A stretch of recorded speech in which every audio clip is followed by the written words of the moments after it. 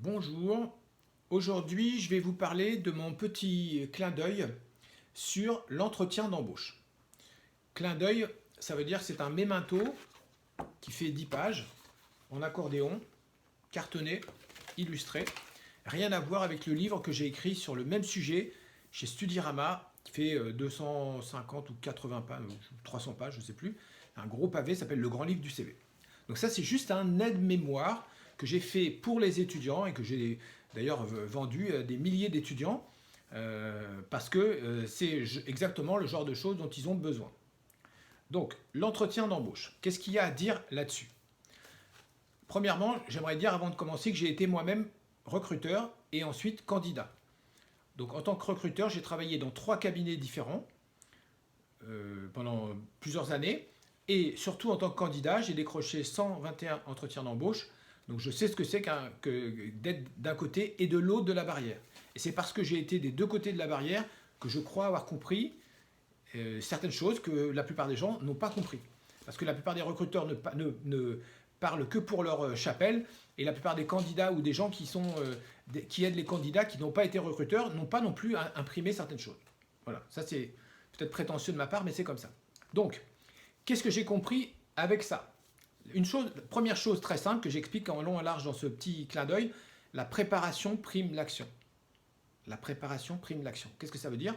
Ça veut dire que les premiers rendez-vous que j'ai eus, j'ai été mauvais parce que je n'étais pas prêt. Donc je n'étais pas pro.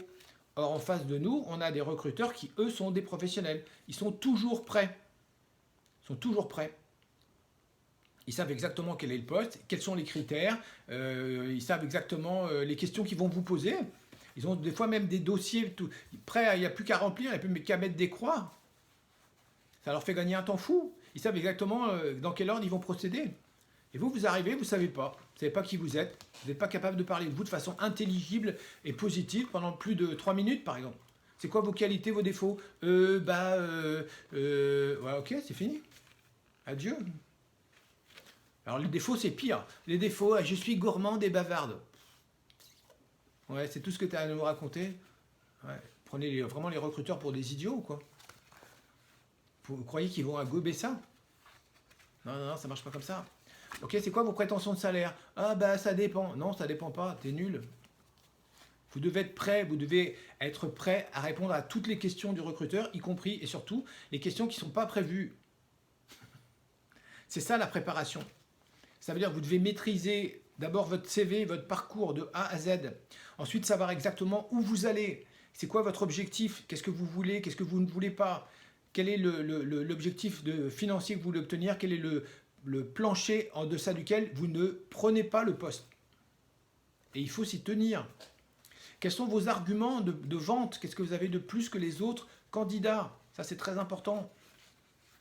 Et puis, comment être entraîné? Parce que la préparation, ça suppose aussi de l'entraînement. Si on considère que la recherche d'emploi et l'entretien d'embauche, c'est un sport de combat, vous devez vous entraîner comme des bêtes, comme des sportifs, comme des pros. Sinon, vous allez vous faire laminer, déstabiliser. Après, on dit les recruteurs m'ont déstabilisé. Non, les recruteurs, ils ne vous déstabilisent pas. Ou plutôt, s'ils vous déstabilisent, ils n'ont pas cherché à le faire. C'est vous, les candidats, qui êtes mauvais. C'est vous qui vous prenez les questions normales des recruteurs pour lesquelles vous auriez dû avoir une réponse. Comme vous n'avez pas de réponse, vous vous êtes déstabilisé vous-même. Vous devez vous attendre à tout. Comme ça, vous n'êtes jamais déstabilisé. Et là, vous pouvez reprendre un peu le pouvoir. C'est comme ça que ça marche. Donc vous devez être capable de parler de vous de toutes les façons possibles et imaginables, en long, en large, en travers, à l'envers, à l'endroit, de façon synthétique, de façon chronologique, de façon rétro-chronologique, de façon synthétique, de façon courte ou diluée, peu importe. Vous devez être capable de vous adapter dans n'importe quelle situation. Vous devez vous attendre à tout. Est-ce qu'il vous coupe la parole? Est-ce qu'il y a plusieurs personnes en face de vous? Est-ce qu'il y a quelqu'un qui rentre, quelqu'un qui parte? Est-ce qu'on reprenne? Avoir des rendez-vous par téléphone en direct? C'est comme ça que ça marche. Et vous devez aussi vous préparer, vous, à poser des questions, vos questions. Parce que c'est incroyable qu'en France, en tout cas, la quasi-totalité des candidats ne posent pas de questions. Moi, je trouve ça complètement surréaliste. Comme si vous étiez soumis. Vous êtes soumis ou quoi? Les candidats, là, c'est quoi ce travail? Un entretien d'embauche, c'est en principe, en théorie, et en fait aussi, c'est une rencontre, c'est un échange. Alors, certes, au départ, le rapport de force, il est en faveur du recruteur. Mais au fur et à mesure que vous avancez dans le processus, la relation tend à s'égaliser un petit peu plus, voire beaucoup plus. Parce que si à la fin, s'il reste 3 candidats, le recruteur il n'a plus le choix que parmi 3 candidats, vous avez une valeur énorme. Pas au début, mais à la fin. Donc là, vous pouvez négocier. Et vous devez négocier. Vous devez négocier.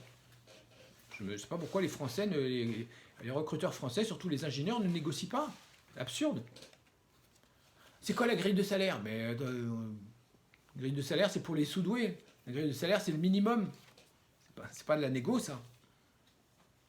Et vous devez poser des questions à la fin. Vous devez savoir ce que le recruteur pense de votre candidature. Vous avez le droit de savoir. Vous êtes déplacé, vous avez consacré votre temps, vous avez consacré souvent 1 heure, plus le temps de trajet aller-retour, plus le CV que vous avez fait, plus. Des fois, il y aura 2, 3, 4 rendez-vous. Vous avez le droit de savoir à quelle sauce vous êtes mangé. Et si le recruteur arrête l'entretien, c'est qu'il a arrêté sa décision. Donc il a pris la décision. Vous concernant, il y a 2 décisions, c'est oui ou merde. Oui, vous êtes bon et vous continuez à progresser dans le processus, ou non, il y a un truc qui ne va pas, un seul élément, et vous êtes éliminé. Vous avez le droit de savoir ça. Ça ne veut pas dire que vous êtes recruté définitivement, mais est-ce que vous progressez ou est-ce que vous arrêtez? Stop ou encore? Vous avez le droit de savoir ça, et vous pouvez le savoir. Et moi, à la fin, je le savais 95 fois sur 100. Parce que j'ai appris à poser la question et puis j'ai appris à décoder les réponses des recruteurs. Donc c'est tout ça qui est expliqué dans ce petit mémento. Donc 2,90 €, Jouvence, sur les sites de déstockage de livres, puisqu'il est épuisé, je crois. Et voilà, 2,90 € pour booster sa carrière, honnêtement. Toutes les écoles devraient offrir ça à leurs étudiants, toutes les écoles de commerce et d'ingénieurs. Et Pôle emploi aussi.